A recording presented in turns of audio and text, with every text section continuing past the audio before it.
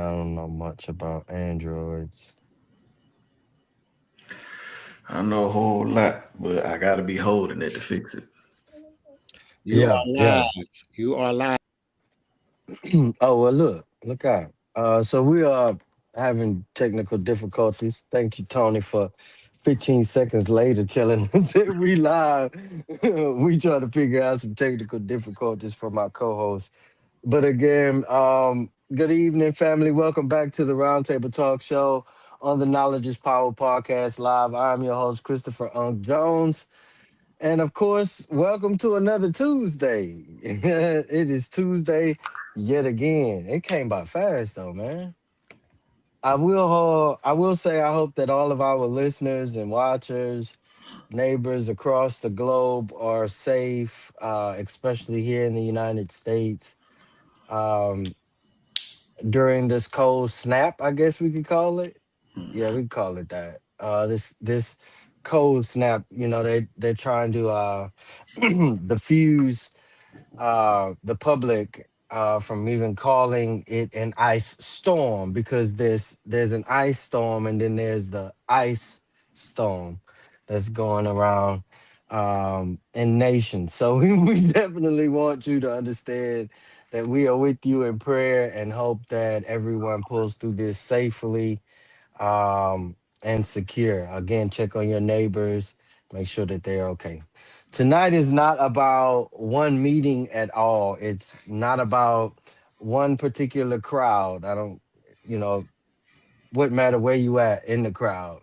It's not about one picture that made people or made some people uncomfortable. And this picture was posted by our elected official of the school board. And so that's where our topic comes from on this evening: selective outrage, civic avoidance, and what we actually show up for. Again, this is episode 45. And, we just definitely want you to know tonight is about patterns. Because everywhere you look in the city government, school districts, neighborhood associations, churches, civic spaces, we see the same contradiction play out all the time, right? We're loud about accountability, demanding it even. We're passionate about outcomes, especially at the end of it. But we are quiet when it's time to show up before decisions are actually made into our lives, whether we made them or not, right? Um, we want better leadership. We want stronger schools. We want safer neighborhoods. We want smarter governance or accessible governance, right? But too often we avoid meeting rooms. We avoid policy decisions or ordinances decisions. Um, we avoid budget hearings. We avoid elections, let alone low turnout elections. Um, you know, and even long term civic responsibility that doesn't come with applause. So let me be clear before we go any further. I just want y'all to know I'm not attacking us because, and I say us because one decision affects us all. So tonight is not about shame. It's 100% about ownership because the accountability doesn't fail first at the top, right? It erodes quietly at the base. And whether we like it or not, um, we, the neighbors, the community, the people, are the base. So, I just definitely want you to know what we're talking about on this evening. Let me set the table and introduce my co-host. First up is my sister at the table. Of course, she's having technical difficulties, but Dr. Campbell is someone who understands systems, people, and power. Um, I'm sure she'll be tipping in here as soon as she work out her technical difficulties with her device. Next, my big brother Perry Busby, the man who follows structure, data, and patterns all the way to the root. Of course, he also will be running late, but we're gonna definitely hope that they can make it on this evening. If not, me and Dustin gonna be drunk. And to my little brother, the veteran, the truth teller, and no ducking the smoke specialist, Dustin Harris. You already know this conversation is right in your lane. So I want to welcome you to the show on this evening, Battle. Good evening. Say good evening to the Oh, people. what's going on? What up, people? Yeah, I got a lot of notes. A lot of notes. I'm glad about it. Of course, we may have a guest that tip in on behest of our platform host. So, if he throw them in, he gonna throw them in the fire, and I hope they get straight to it. For the family watching on Facebook and YouTube, or wherever you tuned in from, drop your city, drop your role, and definitely lean in because this one is definitely for us. Let's get to work. So I don't have Miss Cat on, so we just gonna jump to your shot, Dustin.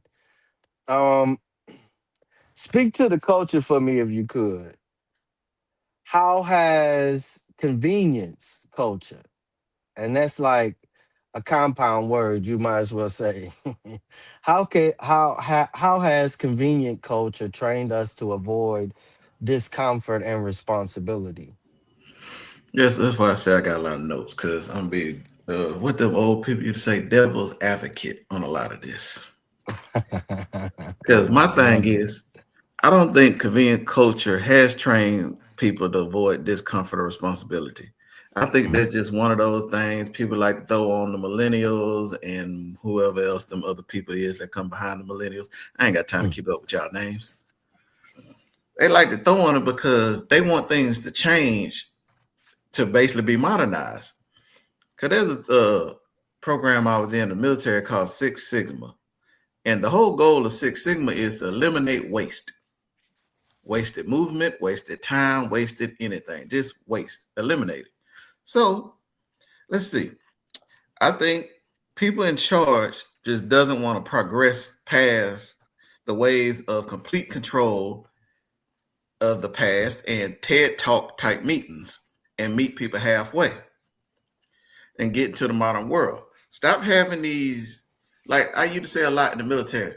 Dog, man, this could have sure been an email. Get to We that. could have had Don't this on three way. I'm saying, don't have me sitting there for an hour. Somebody, I was in them comments of that thing. Someone told me it went from 6 to 7:45 or something like that.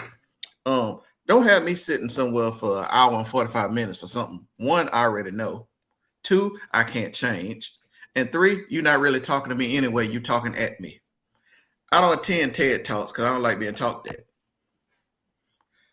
So stop having those TED Talks where you can just send an email, a letter, or a text. Because trust me, they read the text message. Anytime a text message comes from BISD, trust me, parents read it. Every time you send that little phone call through that little automated talk and you can't really say nothing to it and just keep talking, oh, they hear it. That's how you modernize communication. You don't talk about, hey, 6 o'clock, I know you're supposed to be fixing dinner for your family, unwinding off work. But come sit in this auditorium and we're going to talk at you about what's going on in the school that you have no control over. Even though you still going to send a letter, most likely to my house, explaining everything you just talked about. Cool. That's usually how school year starts. Or how about this? Live stream it. And don't just live stream it to where it's a one-time play. Live stream it and have it where it's a recording. Well, if I missed it, I happen to be at work, busy doing something, who knows what I'm doing, but you have it available where I can go watch it later. Modern technology. It's 2026. Use some of it. Yeah. Because there's no reason. for you to the same adults you want to say are highly educated to be able to process this stuff, but you still coming to them school wise because when it's time to vote or it's time to donate to campaigns and all that, they the most brilliant people in the world. They easy to get hold of. You can get a contact with them, but you can't seem to find a way to meet them halfway when it comes to school stuff. That don't make sense. Mm. I get it. Y'all got a position. People voted y'all into. Y'all feel a certain way. Most of y'all done pretty much, I believe, all of y'all done got fired from it. So y'all speak of basically former employees' standpoint, but still showing pictures of someone being happy to watch their children or family members play a game versus sitting in a room watching somebody they don't know, don't care about, and someone who don't care about or their child talk to them for an hour and 45 minutes. Now, which one of them sound like something you would actually want to do? I, I I mean, like, I understand me personally. Um, I totally understand. I I agree, especially as a service member, my previous service member myself. Well, you know what they say, Uncle Sam ain't never gonna release us. So Nope. yeah, a service member. So like, yeah, I agree. In the military, we always had, those TED talks, those talk at yous, and you talk at us so long till we almost nodding off. Um, Standing up. on instructions and history and procedures and protocol. I mean, like, you you didn't talk to us, to death. um but in this particular, I guess, like, in this particular moment, um when, even when considering the picture that Trustee Avery posted on social media, in comparison with, of course, the game. Everybody knows this is Texas, so sports is highly attended. And then she posted, the other section was the takeover meeting. And One of, so, not both, just one. yeah, yeah. And so,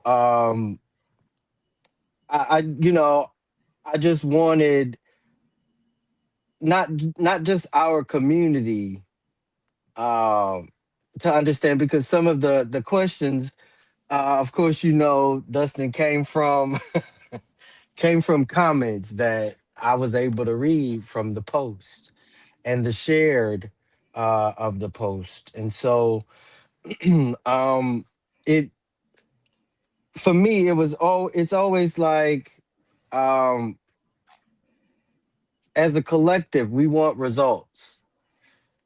As a collective, we want results without resistance. um and as a collective, we don't realize that, in order for us to even enjoy some of the pleasures that we did, um in this game, we have to be engaged, because the first takeover, um like I said, they came for the arts, they came for extracurriculars. And so, at this moment, we would assume that the attention and the importance of maintaining sporting events, as well as the other extracurriculars and the arts, under this new takeover, because we don't know what it is. Last time it was financial, allegedly, and this time it's educational. So those are, yeah, educational. So those are two different stipulations that we're being hit with, right? And so, I think, I appreciate everything you said, because for some individuals, like you mentioned, even in the essence of convenience, like you said, give us a Zoom meeting or put it on recording so that we could watch. And then at the same time, give us a toll or something, give us a way to give feedback as we watch, other than in the comment section. Give which us they a don't space, respond to. right? That either. Um, or like you said, respond to my email, allow me to send out an email, this, that, and the other. And so, you know, conflict without commitment is sort of kind of what it's like, right? And that mindset, for many individuals in our community, bleeds straight into civic collapse, when it comes to maintaining what it is that we enjoy, maintaining you know the access to some of these things. Again, we don't know, in the totality of what the board of managers, the um whoever the new appointee of superintendent of schools is going to be. We don't know what their plan is for like even really, you know approaching our district, like talking about. Of course, we also know, Dustin, that our district representatives and appointed superintendent, that we elected and that was appointed by the elected, they are, from what I heard, you know, sort of kind of about to go to court or already in court, to appeal that decision. And so, I read they said they not appealing. oh, okay. So, well, last time we heard, I'm glad you brought that information, because last we heard it was that they were going to appeal it. And so maybe Apparently they they heard did some more looking into it and digging. Yeah. realizing it would be a giant waste of money to Hmm. do so, and so they figured they just bow out, and because they wasn't. It's a hard thing to win regardless. Because what exactly was you winning? Yeah. And your report card don't give you much leverage. So you And would it's just not come. just your COVID, your post COVID report card, it's your pre COVID report card too. And so, I mean, like I said, even in the beginning, when the takeover came about in the early 2000s, um, you know, that was one of the things that I kept telling representatives, not only of the takeover, but individuals prior to, right? Y'all graduating people that can't read. You graduating people that has no comprehension, The good old no and child left behind. right, and it's hindering institutions and organizations and our businesses like mine, that need to hire local, right? So yeah, my shot is,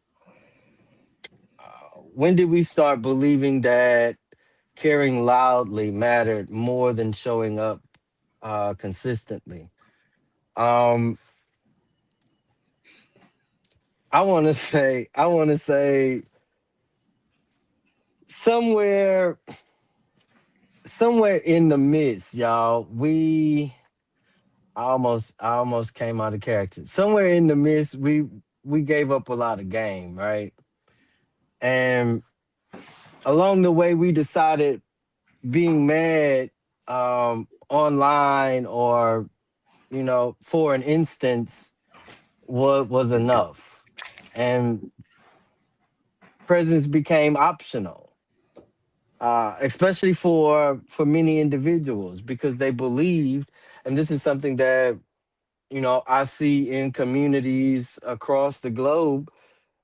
We have reason to believe that those individuals that we elect and or appoint, or those individuals that we elect and they appoint, is going to do the work all by themselves, or have the work completely done all by themselves.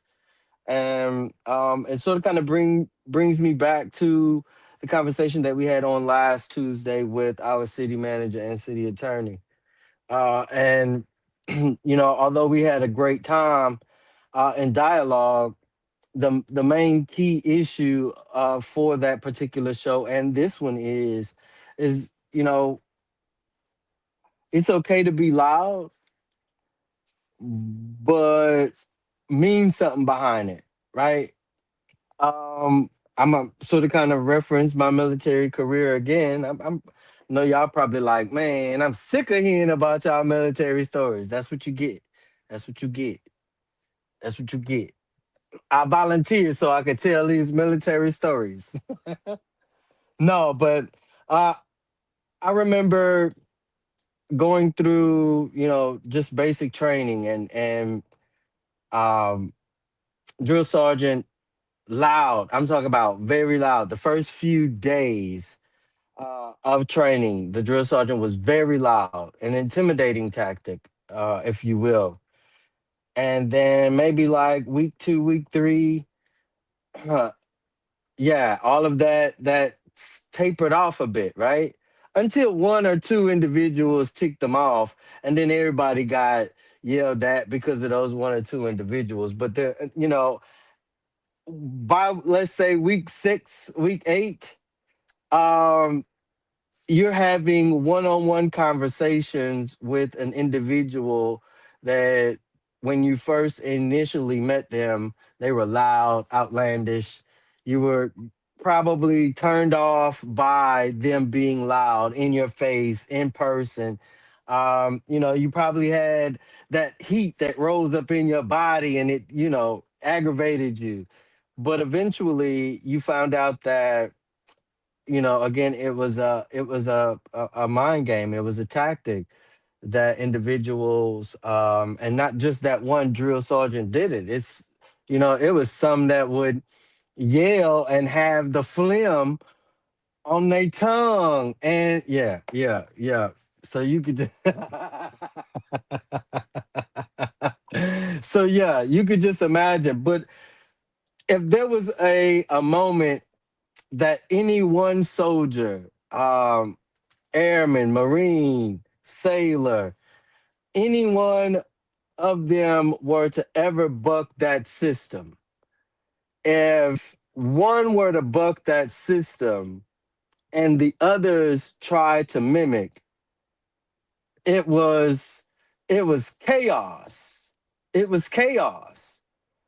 And so that's sort of kind of where I want us as community to be, right? Um, yeah, we'll yell initially, because I need you to get to understand where we going, where my passion is, where this instruction lie. I need you to understand where we're going from here.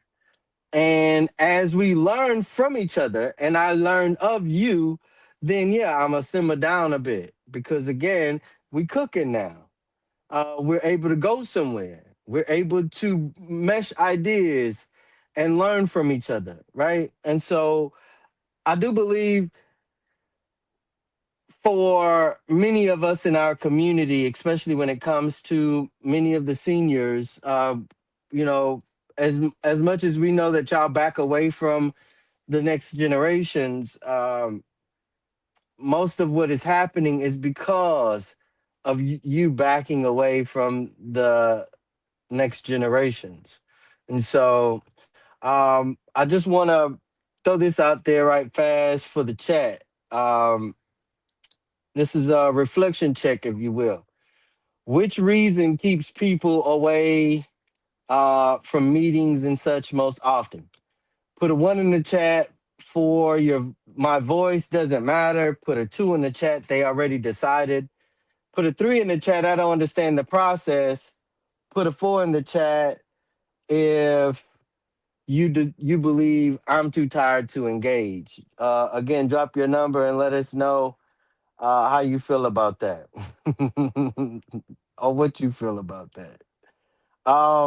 That's the chat question for this episode. Dustin, you ready for your next shot? I told you you're gonna be. No, I'm sorry. It's the roundtable question. Mm-hmm. um, when did civic participation stop feeling like protection and start feeling like punishment? You got the floor. Well, when it basically became, like I said a second ago, it became talking to and not a conversation.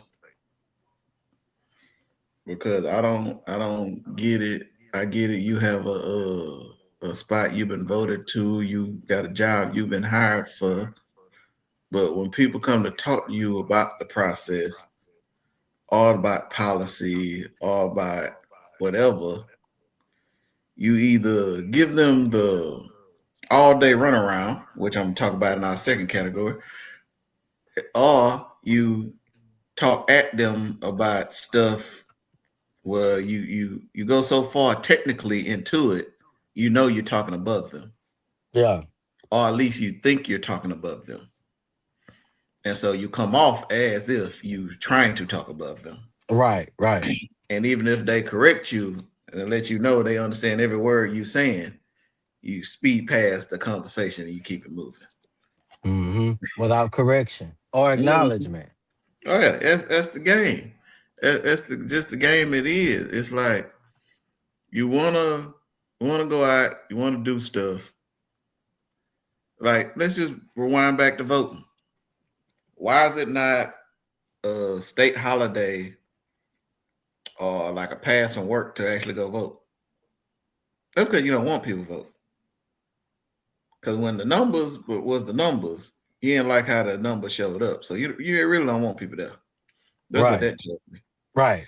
And when you have all these city events, because did you know there's a veteran meeting with the mayor people every month? Coalition. Yeah, Hmm. I didn't know nothing about that. I found a little link. I was like, okay, cool. What time? Because none of the posts has a time listed on it.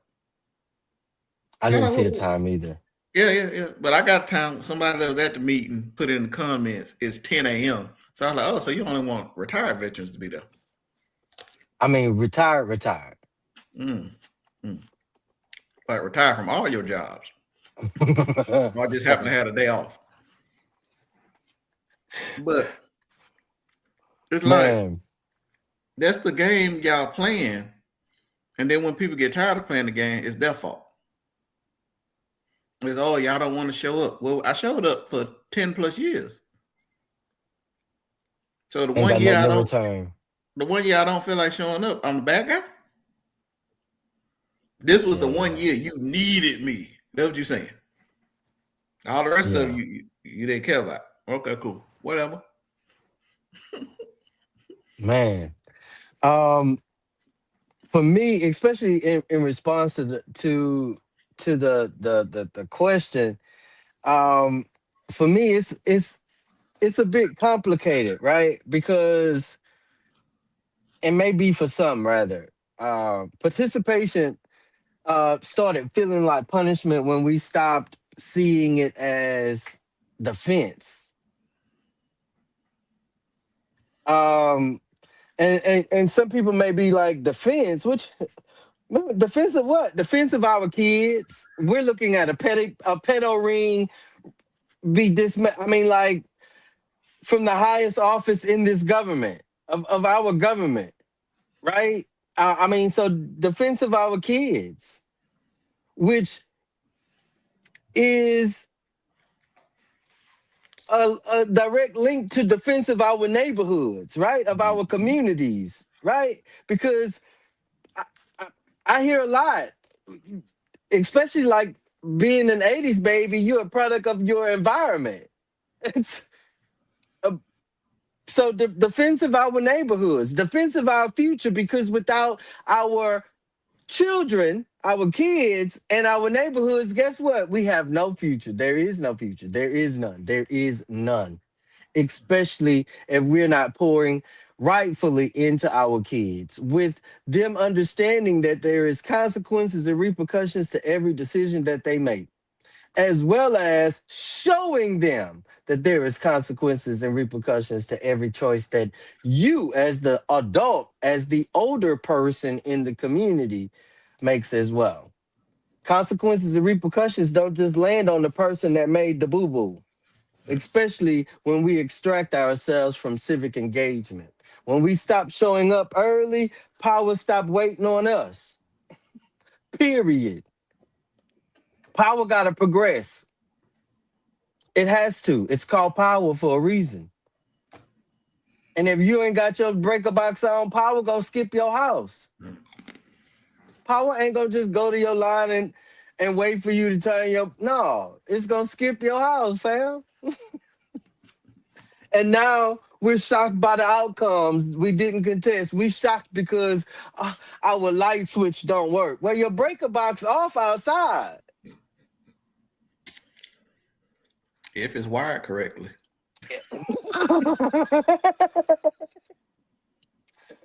Or somebody cut your extension cord off of their house because they tired of you weaning. Our crew shots round 2. The chaser. Oh, by the way, Dustin, I added chasers. And listeners and viewers. So on last show, our city attorney asked if she could get a chaser. And so I started to add chasers. So our crew shots round 2, our chaser for this particular shot on these shots is outrage versus influence. Dustin, I want to know, what's the danger of waiting until a crisis is upon us or upon you to get involved?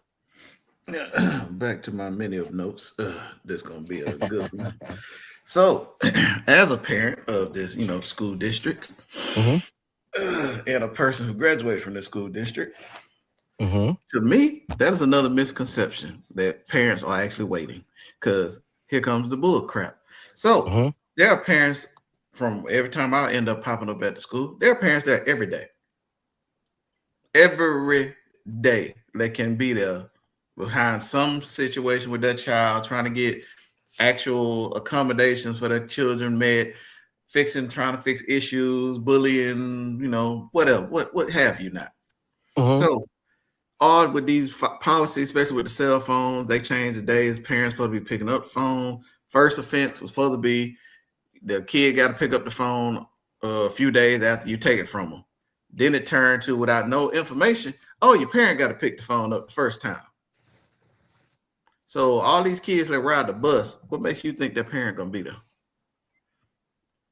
And then you ask about what's the window for said phone pickup. It's a 15-minute window when school ends.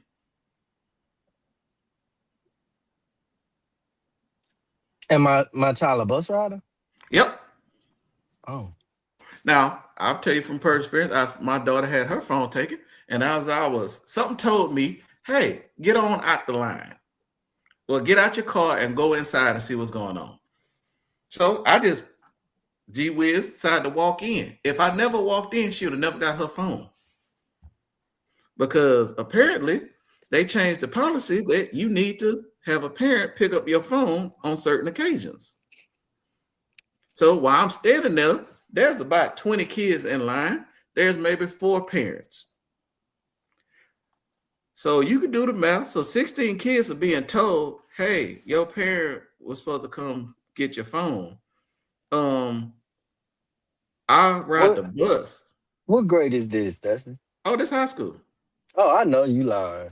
Yeah. It's high school.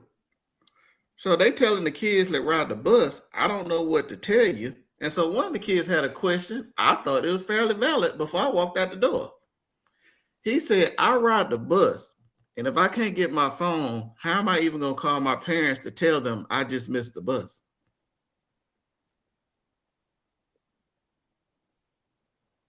Because when that window closes for the phone pickup time, all of administrative leaves with it. So there's no one left at the front of the school once that window closes. Yeah. So they got off topic a little bit, but I want to go more on the policy that they got. So there's parents every day up there in person or on the phone or emailing in, which I appreciate BASD making it real easy to email anybody. Now, returning them emails is another subject. But no one wants to talk about the actual process of once you get a hold of somebody. So I will. Personal experience. If you can get past the secretary, that be at the administrative building or at the school itself, if you can get past that secretary, you might get to talk to the actual principal you want to talk to. I say might.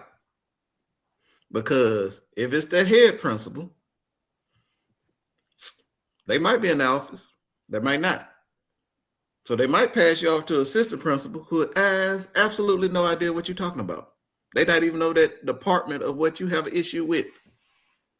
So once you get that, you finally, you think you made some leeway. You get to having a good conversation with the assistant principal because they're more approachable. Only for them to really let you know, oh, that policy or issue that you have is actually controlled by the school district. So you got to go talk to the administrative building. So, all right, I got time today. You go to administrative, and if you can get past the secretary, once again, if they told you who is actually over that department, because that's a game they like to play. They say one name, you ask for that name. Oh, that person's not over that. Well, who is? Let me check. So cool. You finally get a hold of the person whose name never got brought up, but they're over the issue you have. You talk to them about the policy for their little, 30, 40-minute spiel, and then they end up letting you know, well, we set the main policy, but every individual policy is on the principal at the school. Well, they just told me the policy's on you. Now you telling me the policy on them. So, you mosey yourself on back because, again, you got time today only. Only there for them to tell you, well, the policy is the policy. We can't really do nothing about that. You can set an appointment with the principal if you want to talk about it.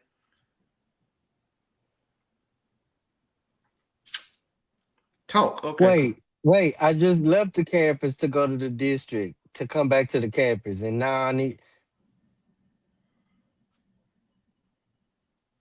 Oh, now you get a glimpse of the frustration of a parent. That's what we deal with, and then we get told, oh, we didn't show up for another meeting of them talking about whatever they talking about. Well, as a PTA representative, I see it all the time. And I try to, relay that or those woes to campus administration, to campus support teams, to teachers, even to, district representatives, elected and appointed. And as you see, I'm ripping tonight. So, my advocacy is real in that space, especially when it comes to, having an understanding on the district standpoint of what our community actually have to endure on all aspects, right? Just like you mentioned it. Yeah, I'm a parent of, like you said, you're a parent of several kids that are in the district. And you got me going from point A to point B to point A on one student. This is not on all my kids all at the same time. Mind you, I still haven't left the campus with this one child to go get the rest of my kids. Yeah. So I'm glad you are, I wouldn't say playing devil's advocate, but I'm definitely glad you're able to relay the other side of these questions, right? In response to these questions, rather, and like knowing that our representatives and our neighbors, our community, thankfully we appreciate y'all that y'all watch our show. We just hope that you take heed to what it is that we've been telling you or trying to tell you since y'all tore down Charlton Pilot High School, or since you tore down Central Senior High School. That was like even worse. It was like, oh, okay. So they have to understand that there's some wounds why people are not showing up. there's some bad vibes there is why people not showing up. And then again, um, most people don't feel like they have complete access to uh, the appointed and the elected, whether it's in a government takeover or a local election to our school district. So, you know, that's that's one of the things we get is crisis engagement is always too late. But by then the options are limited and the leverage is gone. And I'm talking about kaput. So I definitely I'm glad you came with the other side of these questions. And like I said in the intro, the straight shooter, they should have knew it was coming. My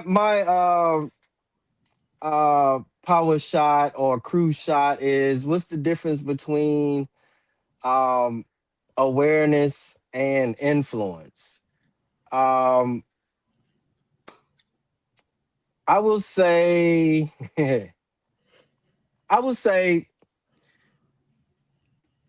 in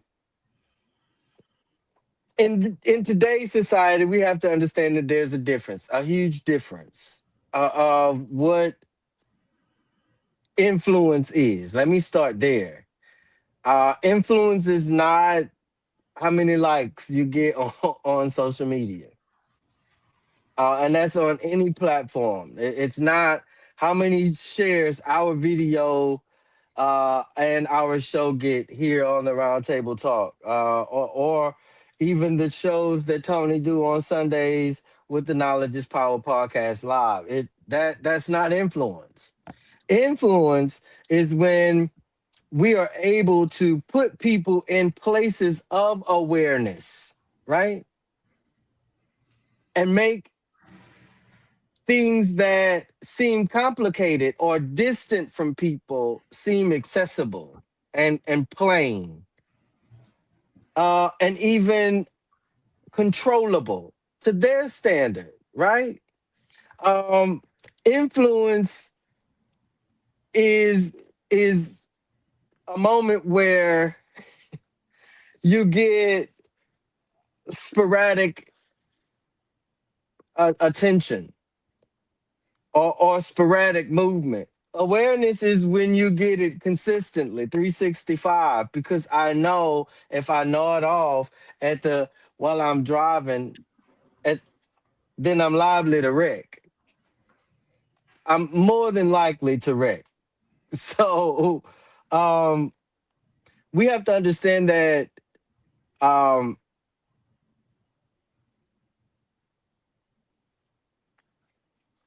there is there's a community that's in crisis. And again, like I said in the beginning, uh that community is us, whether we are participating and or disconnecting. And if we disconnect, I do believe that we have to set the standard, or like some of us are doing, writing our own will.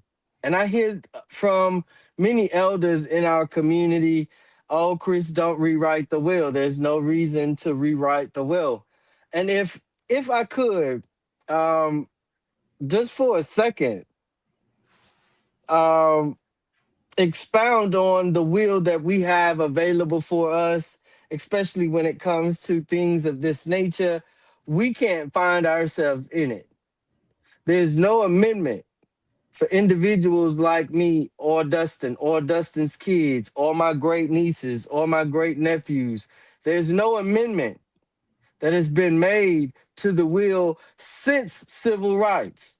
And most of you individuals who are holding fast to the will and blocking us from receiving any benefits in this will are recipients of a fight you never fought. It's a fight you were able to participate and watch. And so the standard that you were allegedly taught is gapped when it comes to individuals and parents and students of today. So when you try to hold us accountable for being absent in these spaces, I definitely want you to know that you are the cause. Check question number two, reality check. Which action has the most impact? Posting after the fact, attending before decisions, complaining without follow up, or staying silent. Put a one in the chat if it's posting after the fact. Put a two in the chat if it's attending before decisions. Put a three in the chat if it's complaining without follow up. And put a four in the chat if you just gonna stay silent. That's your chat question number two. Roundtable question number two. If residents do not show up, who, and I do mean who, is realistically responsible and shaping policy? Uh, and should we be surprised? Dustin, you got the floor. Let's see. It's gonna be the same people who shape it when we show up, and the ones who shape it when we don't. Because the misconception that people have with this school district and this world is they think it's a democracy. It is not. Because what about 99% of the policies that go on with our schools, we ain't had no say on it. It just showed up one day and we had to adjust to it. Because that's how the I mean, system works. hold on. Miss Cat in the back. My bad, I didn't see you, Queen. So Miss Cat say awareness is seeing the problem. Influence is moving the solution. You can be aware of a pothole, influence is feeling it. Awareness is a trending hashtag, influence is the vote, the donation, or the hours spent showing up. It's the difference between hearing and doing. As the book of James says, don't just listen, act. Awareness informs you, influence changes things. If residents don't show up, policy is shaped by whoever does. Lobbyists, activists, bureaucrats, or the persistently vocal few. An empty chair at the table doesn't mean no decisions are made. It just means you gave up, gave your vote away or your say so away. So no, we shouldn't be surprised if we leave. If you leave your seat empty, someone else will fill it, and you may not like what they order for you. I can only type tonight. So good evening, people, is what she said. I don't know, Miss Cat. See if you could put that in the video chat. Yeah, Dustin copied it for you, Miss Cat. Big money, Texas, 1986. Welcome to the live. Welcome to the live. Um, where were we? The roundtable question, huh? Yeah, Yeah. yeah. Um, I sort of kind of agree with Miss Cat. We shouldn't be surprised at all because power never disappears. Just like Dustin said. I mean, like it's just shared. It just relocates to whoever is present, you know? And if we feel that policies and procedures happen without us there, then 9 times out of 10, the opportunity for you to have that control was there. We just didn't take it, or we just didn't feel the need to even be there.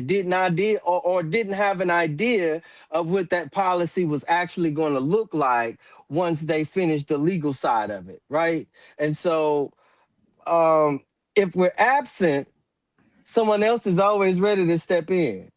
I mean, like I'm looking at the very few who makes the decisions on our elected and or within our civic spaces, from the national all the way to the precinct.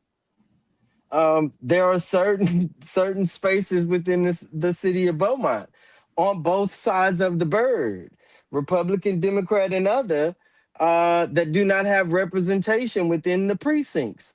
So the lack of exposure in these spaces, especially when we're not in complete understanding of the powers that we release or the liberties that we relinquish, or how many individuals will come, just like Dustin said, in our face for election time only, and pass policies, ordinance, and such uh, right under our nose because we work, or because we're not going to show up because we expected you to handle that because that's where we put you to handle that, right?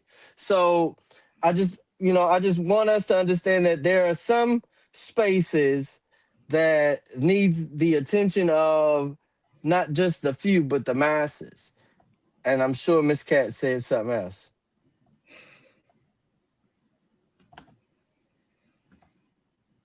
Yeah, Miss Cat said, Dr. Campbell said policy is going to be made if you are there or not. So whether you show up there or not, policy going to be made. And as a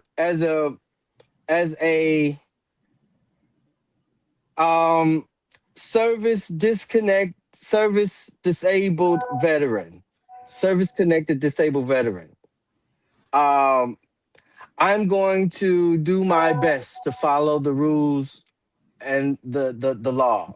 And the reason I'm going to do that is because if I don't, Uncle Sam going to take my little check. And it's bad enough we don't get nothing anyway. So, you know, I try to make sure that I follow the rules that governs us. Now, I ain't gonna make a fool out myself. Just like I told y'all a few times before, we could definitely go to our attorneys general, district attorney, and or city attorney when we have some atrocious laws that are impeding on our liberties. And so there's always a pushback, but we just have to dig for the loophole, or dig through the loophole in order for it to get there. Crew shots round three.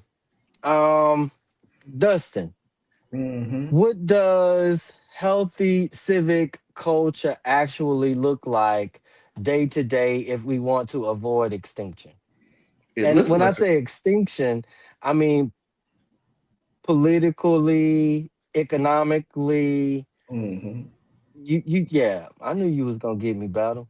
Go It ahead. looked like what it should look like on every level, no matter what situation you talking about. It should look like a conversation, a back and forth, a give and take, a actual conversation, not one sided, and the other Mm-hmm, side disagreeing and going mm-hmm, along with it because they're back against the wall. You come up with something, we come up with something, we discuss. Either we like it, we move forward. That's how it should work. That ain't how it been working. correct, That ain't how it's been working in I don't know how long. correct. I guess since let me guess. Since After grandmother then passed.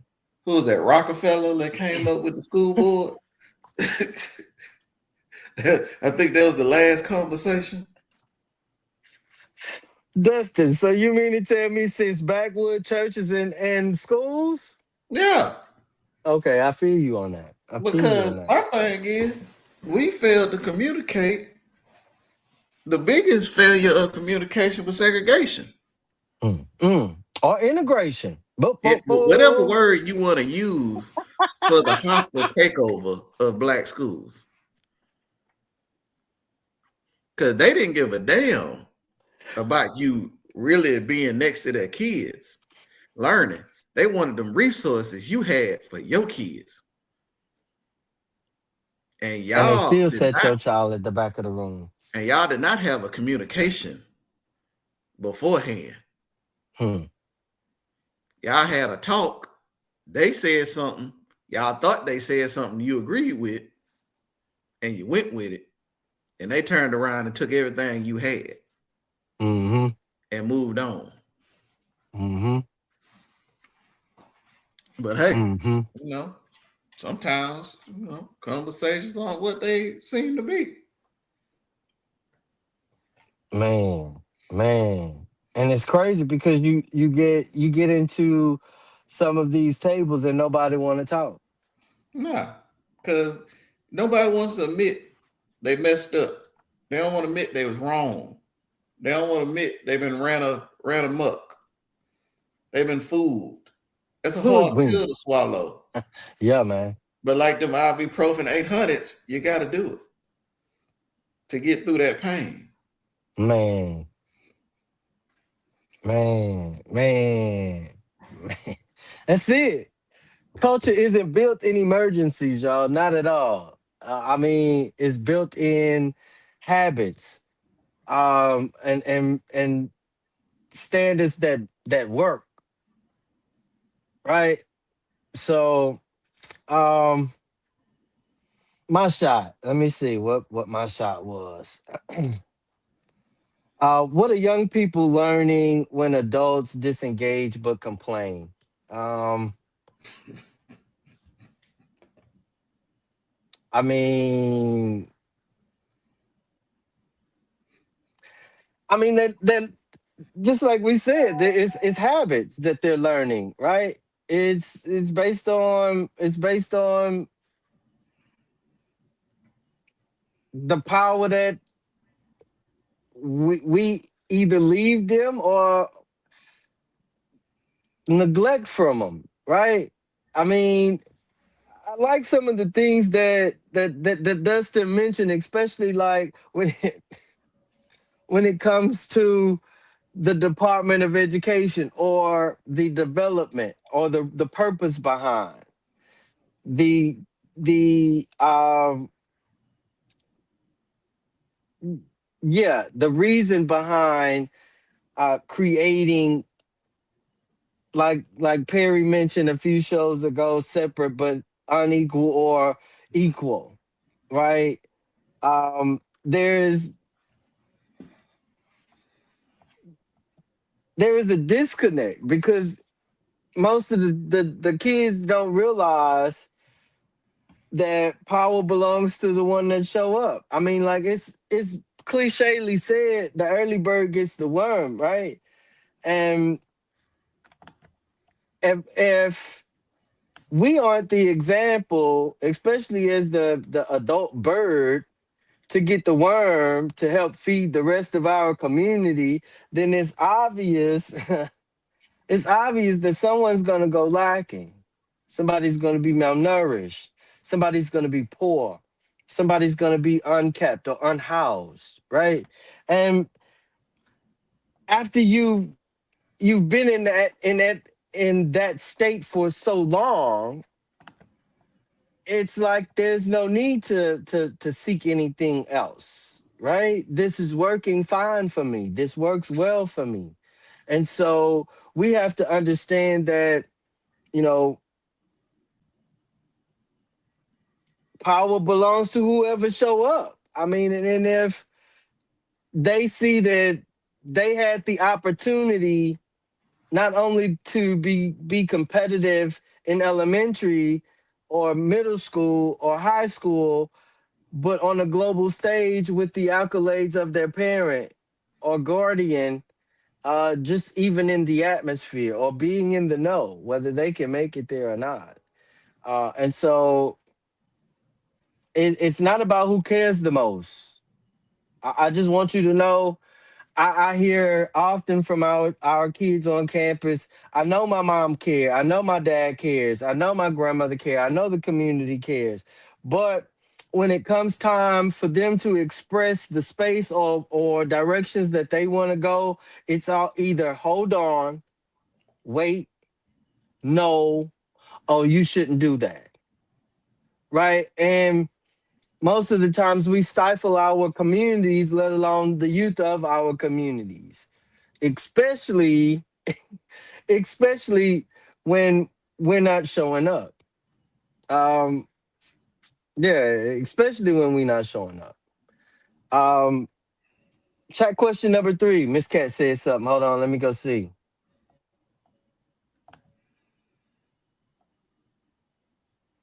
Miss Cat say you will have a seat at the table or be part of the meal on the table. She say this pattern slowly poisons the well. She say long term, it teaches people that leadership only listens to the loudest few, and that instruction serves themselves, not the public. Trust isn't shattered overnight, it erodes by 1,000 quiet exits. Leaders begin speaking only to an echo chamber, and institutions drift further and further from reality. People stop believing their voices even matter, so they disengage completely. The system becomes a ghost town run by a small clique.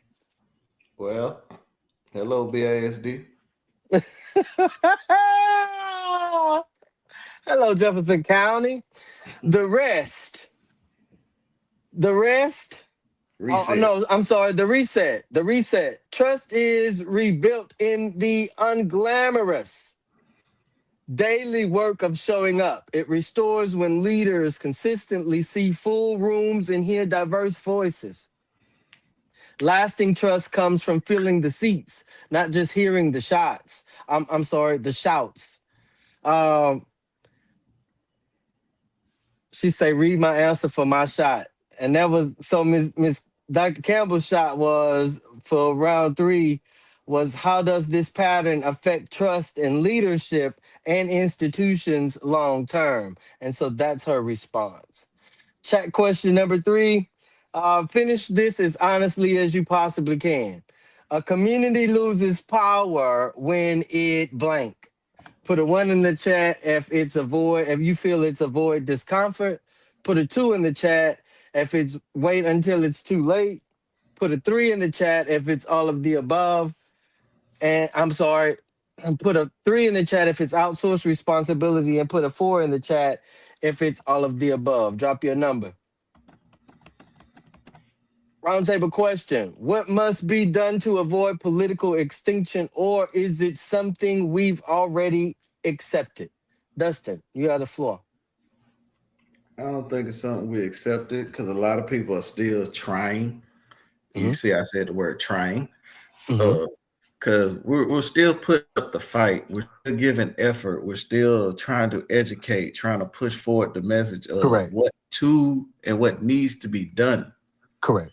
Even though, that dude in that wheelchair up there calling himself governor is beating us across the head at every turn of Correct. trying to make our vote actually means nothing by gerrymandering our districts to where our vote is what 1/5 of a person now. Right. So that means for every five of us that we got, you get the one vote. So we need five for each person because that you just got to keep fighting.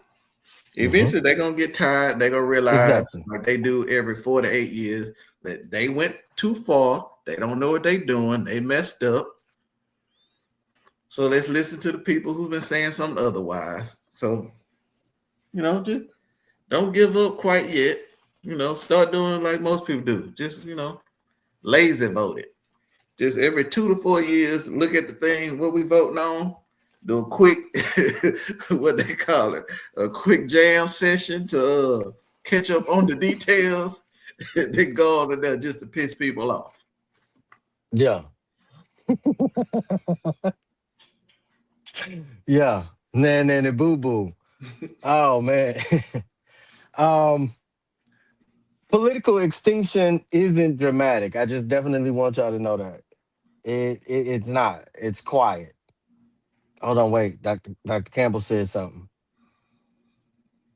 She I say, think she just repeated it.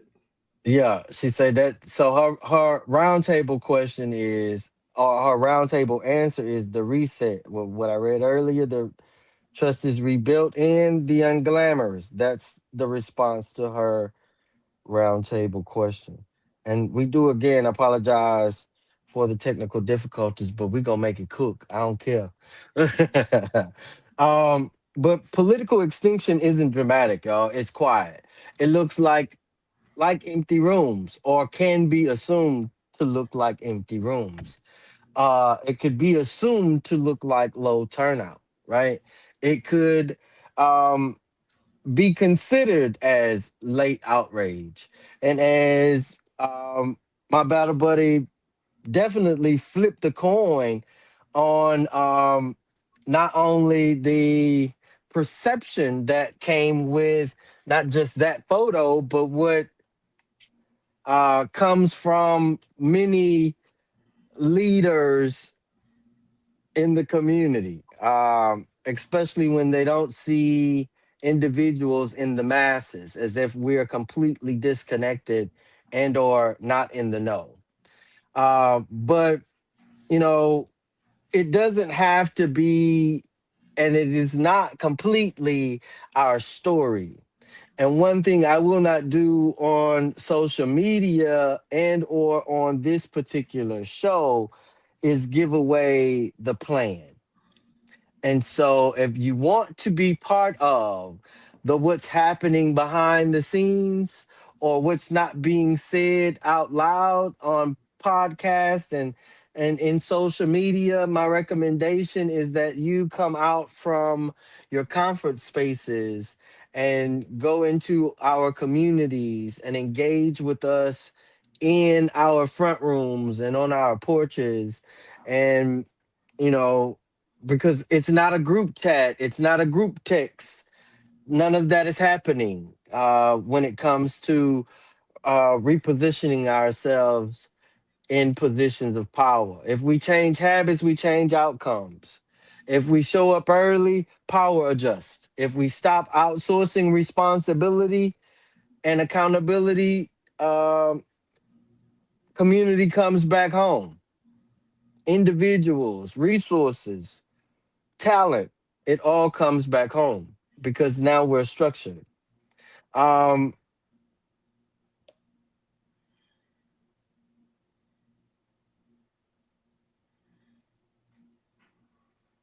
okay.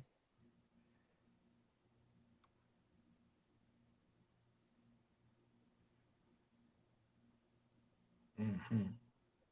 Yeah. So Dr. Campbell said, trade a comment for a commitment. Show up in person, not just online. Lasting change isn't built with words, but with presence. Where you are matters more than what you post. Don't just talk about love. Show it with action. Your seat at the table is the first step in rebuilding what's broken. Be there. The future isn't shaped by what we complain about, it's built by where we consistently show up. That's her last thought of the week. And Dustin, you can go ahead and give me yours. All right. I ain't gonna do a word of the week or a phrase of the week, but I'm gonna discuss a little thing that I noticed. In several religious doctrines, books, you know, be it the Bible, the Quran, the whatever, they talk about why you shouldn't eat a pig because of its so-called uncleanliness and whatnot. Okay, cool. I took that and did further research Wait, because Dustin, wait. I'm sorry. I'm sorry. You know I'm a PK, and the way you did your glasses was definitely like a preacher, man. Go ahead. upon my further research of the pig, because this year through my daughter and the FFA, I am raising two pigs. And Hmm. so people like to put out, oh, the pig is so nasty. It rolls around in its own filth. It'll eat right where it poops, blah, blah, blah. And then I start noticing as I show up twice a day to clean up around the pig, to feed the pig, and to make sure the pig is, has water and all these things, that the pig itself isn't what's unclean and dirty or messy, whatnot. It's the person who's caring for the pig. The pig is simply adapting to its environment. So if you give the pig a clean environment, the pig itself will be clean. But if you leave it with mess and slop, that's what it will adjust its life to. So when it comes to the rest of the world, it's too many of y'all getting mad at people adjusting to the bull crap y'all put them in instead of just acknowledging that they overcame whatever they overcame to get through whatever they getting through.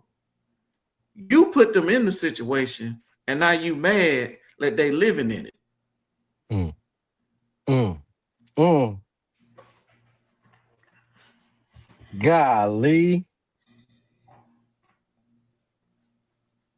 Golly. I knew y'all wasn't expecting to get hit with that right fast. Golly. And he saved the final punch for how you could like, oh man. Golly.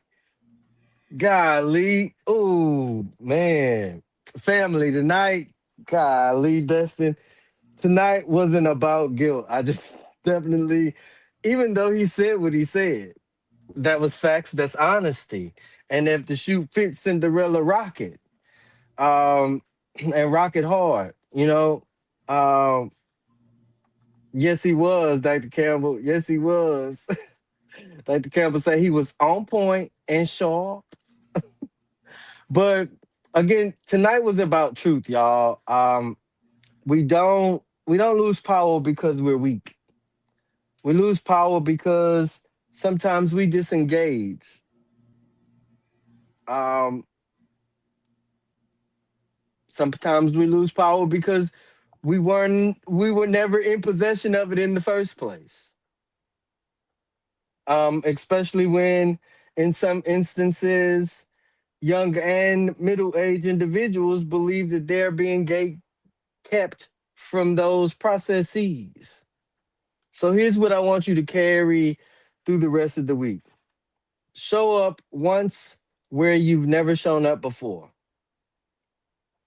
In some of these very spaces that some of the elders, seniors would never expect you to be. Learn one process you've been avoiding.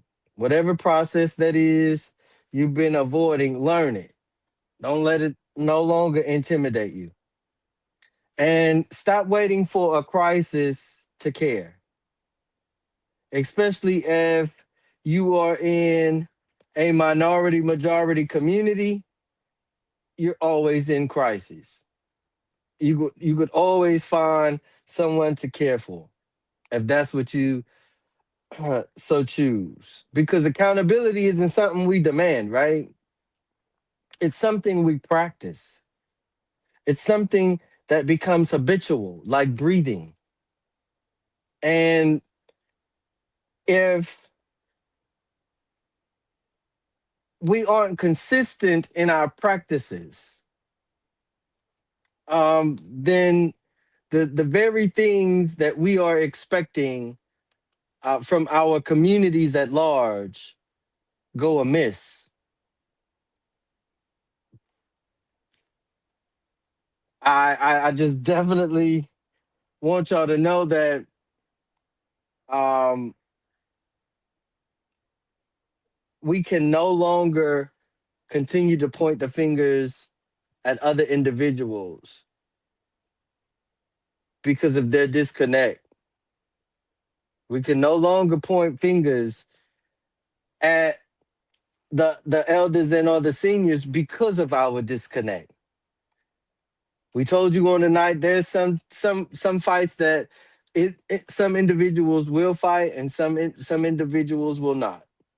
We told you also on this evening that yes, we may even have to amend and or write our own will and pass those standards down to the next generations and even share them with the upper generations who either don't know about a will or just got wrote out of it as well. So